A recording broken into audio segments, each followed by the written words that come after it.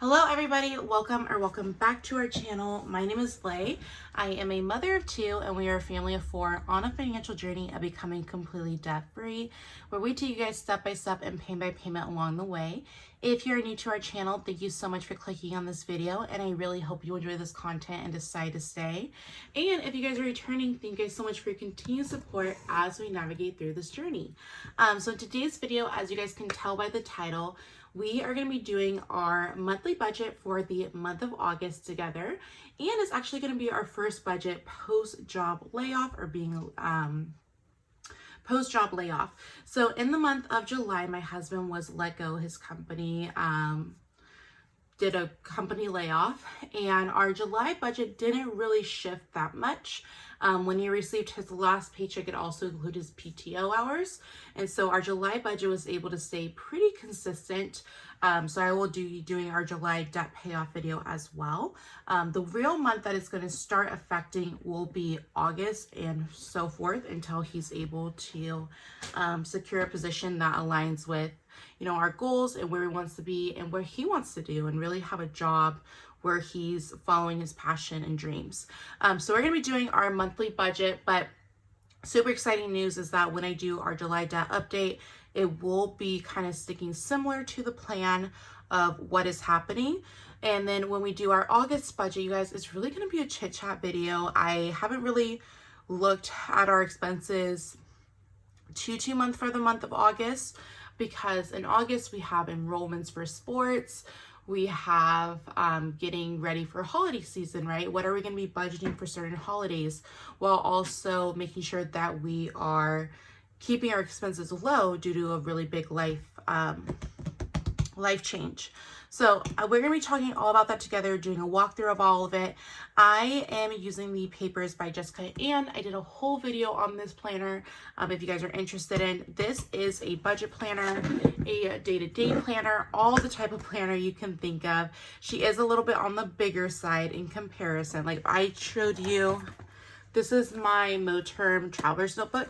You can see she is quite big in comparison, but it's okay. I love it. I keep her at home, and then I just transfer my notes in my Traveler's Notebook if I need to be keeping up with the budget when I'm out and about. So let's go ahead and go to August. I don't think I've done anything for August. Yeah, I don't think so. So this is what, so I guess we'll do a little bit of a walkthrough. So this is what you see in August. As you guys can see, I'm really delayed in the month. I think it's like the 4th or the 5th that I'm filming this.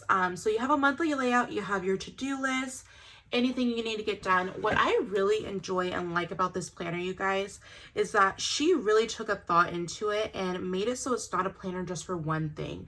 She gave you a planner, but in every section of it, she gives you 2 boxes. So think of work and budget, or work and personal, or business and personal, however you want to set it up. She did have that divider intentional section in it, which I really appreciate, because I do it for my home life, you know, being a busy mom with kids and sports and going to nieces and nephews events. It is really time consuming, so I have to make sure that it's on my calendar. I'm able to adjust my schedule so I can make all these important events, while also making sure that I'm upkeeping with work and picking up extra shifts to pay off debt, and then also, you know, saving to be a stay-at-home mom and motherhood and finances, and really making sure that all my things in my life that mean value and have importance to me, I'm able to complete. And then this is what the weekly layouts look like. So she just has Monday through Sunday, and again, 2 box sections. You have your shopping list, all that good stuff. So let's go ahead and jump into the budget, because this video is getting really long. Okay, so how should we do this? So as always, you guys, I do write at an angle. Once I'm done, I will turn this over and then you guys can see it. So for income, because I'm a little late filming this video, and because I'm a little late filming this video, I actually already started spending the first check we got on the 2nd. So I'm just going to show the rollover amount, and then what bills we still need to currently take care of. So we have about $700 as left over from our last paycheck. And then for the month, we're anticipating bringing in $5,698. So let me go ahead and see what that totals out to. I do have a calculator on the side of me, so my math will be, she'll be on point today, because normally, you guys, my math is not that good. Okay, so we have 5,698 plus 700, so we'll be working with $6,398. My goal for the month of August is I know I need to get our income up. My daughter has her sports enrollments, and for the 2 classes that I'm wanting for the season, it's $500. So I am going to need to figure out a way to get extra hours in, or really focus on motherhood and, well, even motherhood and finances. It pays out the following month. So I may just have to pick up some extra shifts, but we'll talk about that as we get through it. My mindset behind sports and activities. So I'm really excited to kind of see how far I can push myself in the month of August to set us up for success in the fall and winter months. So for our bills and fixed expenses, we have our mortgage, and that is going to be $1,622 this month. We have our HOA, $60. So our mortgage is actually $1,563, but I'm just gonna start putting $50 extra there, because last year our mortgage went up due to escrow. So my plan is, if we are able to and the budget allows, I'm going to start making a little bit extra, so then we don't have to pay more on our mortgage the following year. Luckily for us, it only went up by like $15 or $20 a month. But when you have a set budget, I am really a numbers-based person. And so I would like to, when I have the extra funds, apply it. So it's not a big jump next year if there is a jump. And then we have our cell phone, and that is $135. We have our internet, and that is $160. I still have to call around, you guys, for the internet provider. I mentioned in a few videos back, we only have 2 providers where we live by, and so they are really competitive with each other. I just have to call and kind of figure out what is happening. Before, it used to be like $80 a month, so it's technically doubled. But this is going to be one of my main focuses this month. One of my many main focuses. So we have that, and then we have our car insurance, and that is $130 a month. You guys, I just had to do my car registration. We just had to do it, and oh my goodness, I'm so grateful you don't have to go to the DMV anymore for that.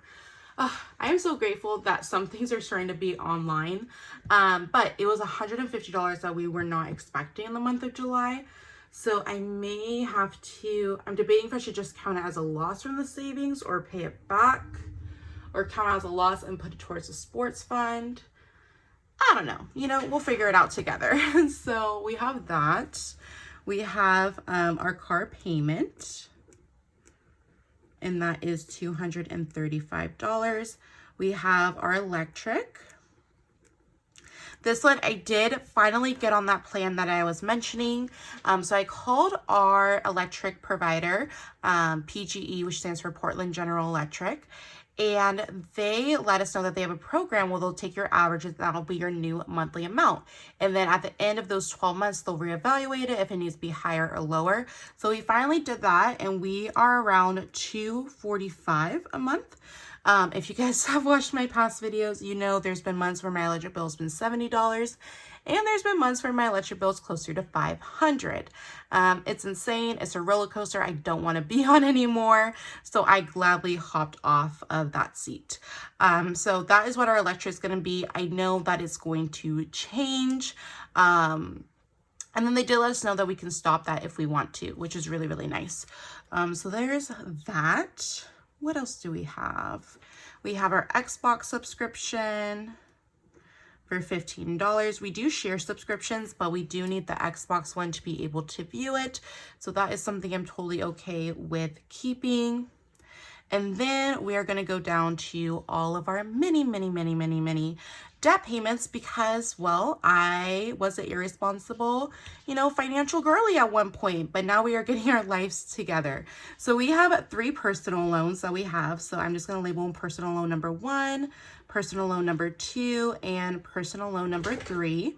Oh, Mo decided he was going to sit in here with us. The first one is $89 a month, 101. And then I actually overpaid the last one. So if you guys watched our last monthly budget, well, let me zoom you guys in. If you guys watched our last monthly budget, I did a payment for, I think it was like what, 600? No, it ended up being more. Oh, you guys have to wait to see the debt update video. So I ended up doing the payment plus an additional amount. So it actually lowered the monthly payment down to $172. I'm pretty sure it's only for the month of August, and then September it will go back normal. But I will count it because a win is a win. And then we're going to go down to the credit cards that we have. So we have CC number 1, CC number 2,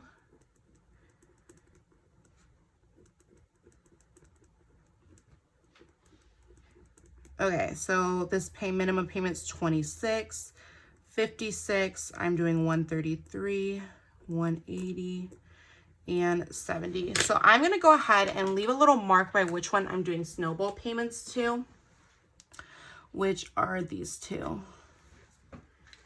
So we were originally doing the debt snowball method. However, when I was trying to do the monthly updates, it was just getting really confusing to me. So I've just been making extra payments. And then of course, with the layoff, I'm just deciding 2 or 3 debts each month until my husband finds another position that we're going to be focusing on, because I still want to continue our debt payoff and I don't want to lose that momentum, especially after we redid our debt payoff plan and reevaluated it. So I'm trying to remember to myself, progress is still progress. No matter how fast or slow you go, progress is progress.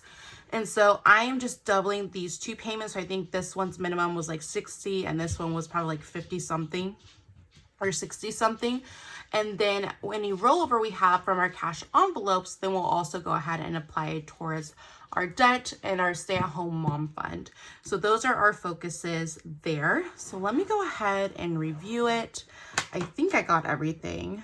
So we have mortgage, HOA, cell phone, internet, car insurance, car payment, electric, Xbox, personal loans, the credit cards. Okay, so let's go ahead and total this. And I actually do have a calculator, you guys, so I'll be able to do this math pretty quick. So we have 1622 plus 60 plus 135 plus 160 plus 130 plus 235 plus 245 plus 15 plus 89. Oh, it's getting up there. Plus 101 plus 172 plus 26 plus 56 plus 138 plus 180 plus 70. Ew at that number, because you know what? A lot of those are debt payments, which is frustrating, but I feel like during this journey, you really do have to be frustrated to have progress. So that is going to be for a total of $3,434 for bills, leaving us a remaining $2,964 for the month. So now we're going to go over here and we're going to do our cash envelopes. So we are a cash envelope user family, which means that we use physical cash for our variable expenses. So think gas, groceries, eating out, all of that good stuff. So we do use, here, let me pop this up right here. So we do use cash envelopes. We like it because it really helps align our spending with our goals. It's very easy to say that something means something to you, but if your spending doesn't align with it, it doesn't really actually do that. And so we find when we use physical cash that it's easier for us to say no to things when we're able to visibly see what we would have left after that expense rather than just swiping a card. So for our family, our variable expenses are gas, groceries, home, which is our household. And so how our family does our household category is that we shop for each person or group once a month. And so we have our dogs, we have our household, we have our children, and then we shop for each of them once a week.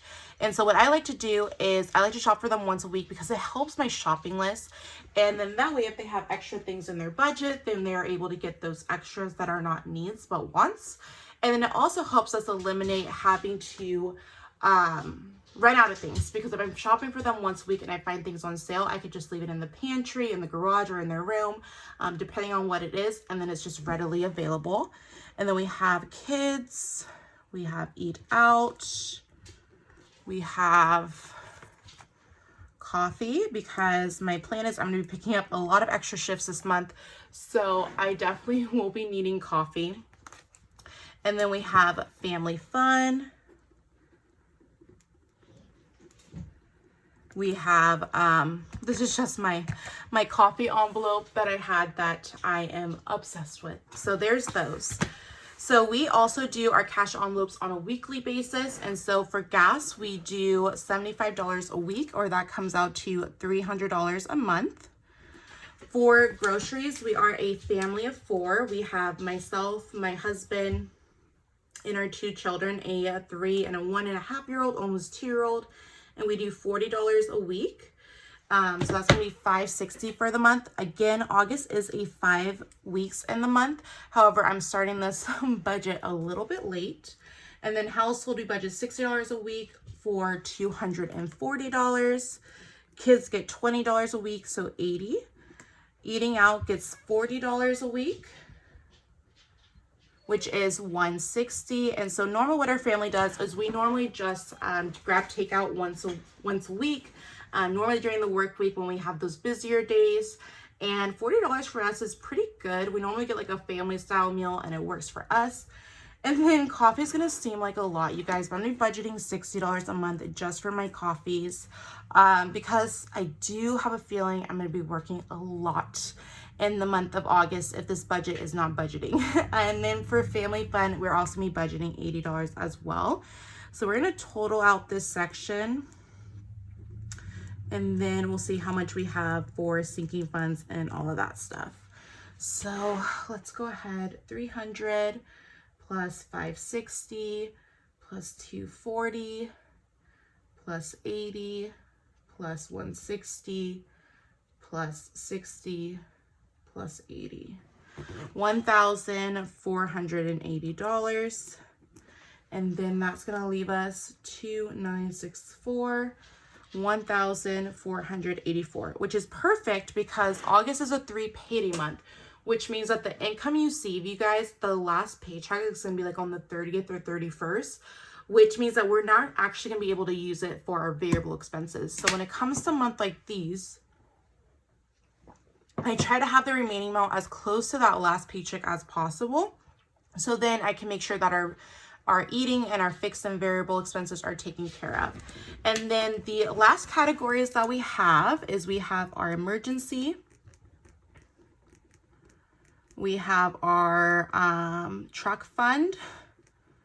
We have stay at home mom fund. We have holidays, Christmas, and debt. So if you guys watched our debt payoff, you guys know that as we are paying off debt, it is not going to be something that we are going crazy hard on, because we're going to be doing our stay-at-home mom fund. And the stay-at-home mom fund is we are planning on saving $15,000, and then if we don't use it within the first 6 months, then we're just going to go ahead and apply it all towards debt. So out of that $1,484, we are going to be putting $750 towards our actually, let's do $500 towards our emergency fund. So that's going to be $500. I don't think we're gonna do anything for the truck. We're gonna do $250 for the stay-at-home mom fund. We gotta start saving for holidays, so I'm gonna do $75 for holidays. So Halloween, Thanksgiving, all of that good stuff. Christmas, I need to get a really good head start on, and I'm gonna do $250. And then debt is going to be $409. So as you see, we are still taking care of our business. We are still making sure that we are paying off debt, but in a way that it's not super overwhelming and super gazelle intense, because we are going through a transitioning time right now. And so that is what our budget is going to look like post layoff. Fingers crossed that we can get this income up. Again, you guys, the only reason the income looks like it's so much is just because it's a 3 payday month in the month of August. Come September, this budget may look a little scary. So I'd rather go ahead and try to prepare for that as much as possible and over budget in our variable expenses and then our savings and sinking funds. And then also still make sure that we're applying a little bit extra to these 2 principal payments just because the interest rate is so insane. So just for a quick recap, we are budgeting $6,398 for the month of August. I'm getting to this budget late, so we were already paid once, and so that was left over from the check. And so I just excluded those bills, which was just what was it? It was just life insurance and like another debt bill. Like I think it was a credit card or something. And then we put money towards the stay-at-home mom fund and then emergency fund. So for our remaining bills and fixed expenses, it is going to be $3,434, leaving us remaining $2,964. For our variable expenses, otherwise known as cash envelopes, we are going to be budgeting $1,480, leaving us remaining $1,484. We're going to be putting $500 to our emergency fund, $250 to our stay-at-home mom fund, $75 towards holidays, $250 towards Christmas, and $409 towards debt. So that is going to be it for our August budget with me. If you guys enjoy budgeting, cash stuffing, debt, and savings updates, be sure to hit that like and subscribe button. You guys, how has your July budget been? How is the first few days of August going?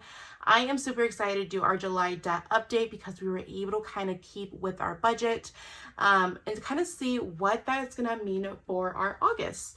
So that is going to be it for this video, you guys. I hope you guys all have an amazing day, and I will talk to you guys later. Bye.